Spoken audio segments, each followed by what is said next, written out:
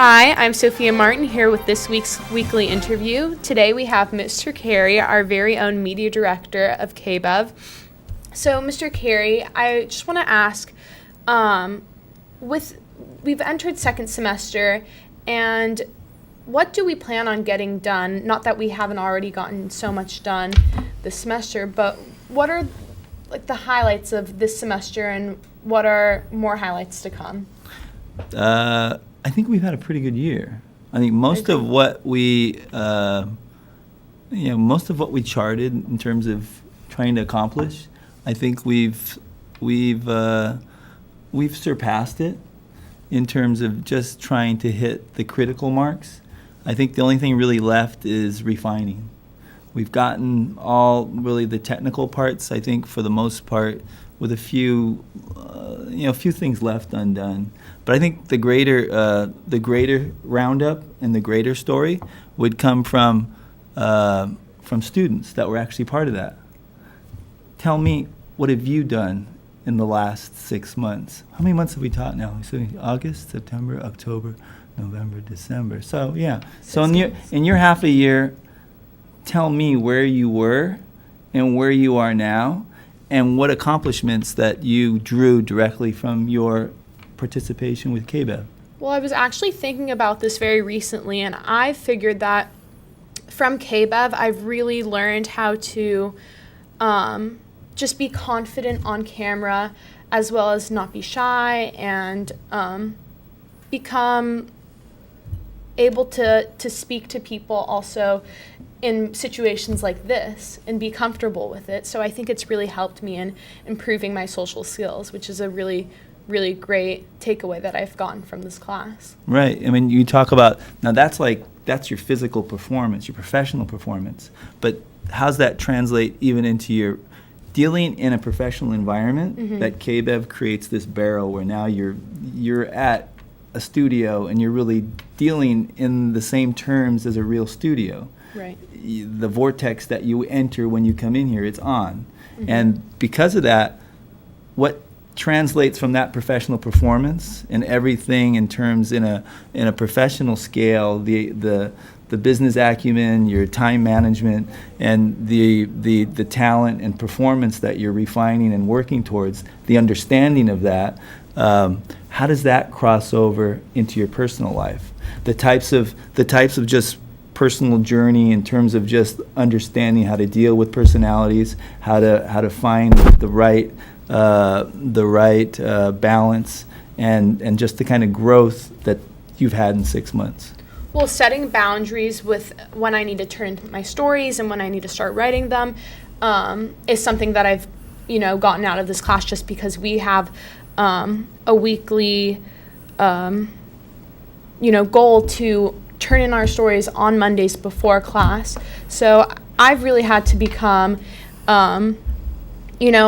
very cognizant, conscious. Yeah, conscious you have to retrain your mind that this is a habit that I got to develop. Yeah, exactly. And I also think that this class has taught me to deal with personalities that I normally wouldn't have, because I'm in a class with people that are coming from all different grades, and we just have to end up at the end of the day working together so we can produce something that... Right, because you're dealing, it's teamwork. We're on a team, and we're actually playing the game together.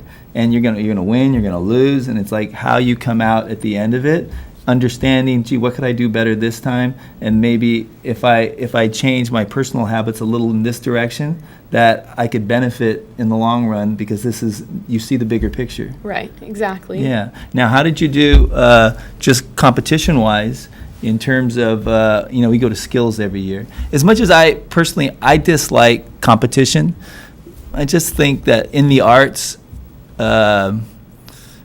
competition is really not, I don't find a place for it. I always think of the arts, although this has such a technical aspect that I can justify it, but in general terms, art to me is like taking a nursery child's idea, her interpretation, have 100 nursery kids, or not nursery, but kindergarten kids, draw an image of their mother, and then hold it up and say which one's better. Yeah, I mean, I agree with you that competition, it kind of takes away from a person's individuality just because everyone, it's up to the judge to decide what they like the best. But I think that with Skills USA, I mean, my team came in first and it felt really good. But,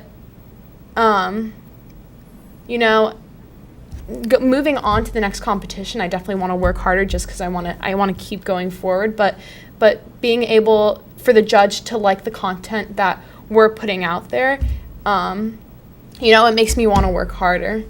Well, that's the best part of the competition. I think here you're dealing with, it's supposed to be like 300,000 LA County students in total with trade schools and colleges that show up for Skills USA, and we competed in a lot of different categories. We brought 26 kids, of which 24 medaled.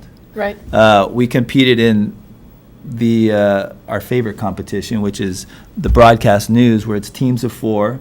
We brought 3 teams, and we took, what did we take? We took all 3 places. We swept, leaving the other schools with nothing. With nothing. Yeah, most other schools only first, brought second, one. and third. We took first, second, and third. I mean, you can't do better than that. And they're not supposed to know. We don't identify where the competitors are coming for. So the judges they're not keyed in on what school we represent. Right. And then we won gold in announcing and radio, and we also took I think third in digital cinema. Right. So everybody's going where now? We're all going to San Diego. San Diego, From to state. April That's 20th state to 23rd, competition. yeah. Okay, well, that's. Are you looking forward to that? I'm really looking forward to it. I can't stop thinking about it. Right, because now to engage in this kind of competition with like-minded kind of people that are in the same field, Yeah. the kind of conversations that you have with those people that you're competing against only get greater, because now you're going to be dealing with the refined version of the best from the state. Right. And not only that, but I get to be with my friends from KBEV, and, just like we talked about before, I've started working with these different personalities, and I've really come to love and enjoy each person individually, because each person is so different and has so much to offer to me and advice, and it's just really cool to learn off of everyone. Right, because now you've learned a deeper meaning of teamship, Exactly, of yeah. working with a collaborative group and understanding their weaknesses and their strengths compared to yours. Mm-hmm. And so you find what you didn't have in terms of appreciation for what somebody does. Right. Now you see how it actually is all. In the end, it's all helping you. The more you unify, the more you work together, the more you get out of it. Right. Right, and that's something that's like the biggest piece of this whole endeavor, setting up all this equipment and doing it. All comes down to personalities and learning how to be conscious, how to be. My primary focus is, one, being conscious, Mm-hmm.